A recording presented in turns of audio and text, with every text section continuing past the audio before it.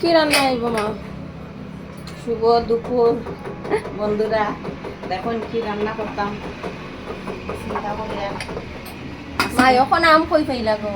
এখন ওই তো আম আছে, আগে আম রান্না হয়েছিল, ফ্রিজে রাখছি।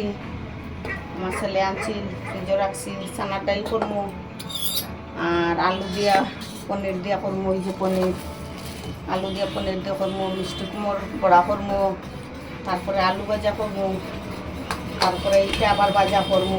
একজনে আলু খাইন বন্ধুরা, একজনে আমার আলু খাইন না। আম টক করবো, ওরকম চানার ডাইলও করবো, সব করবো। কী করবো আজকে তো নিরামিষ। খাই না, এই না আজকে আরও নিরামিষ আমার। আর এমনিও আমার নিরামিষেই থাকে সবসময়। কী রান্না করতাম দেখুন বন্ধুরা, আমি এটাই চিন্তা করি সবসময় রান্না করার সময়।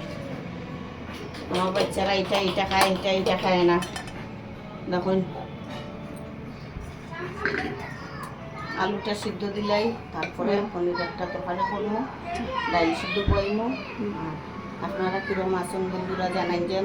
আমি তো ভালো আছি, আপনারা কীরকম আছেন জানাইছেন। আচ্ছা। বাই।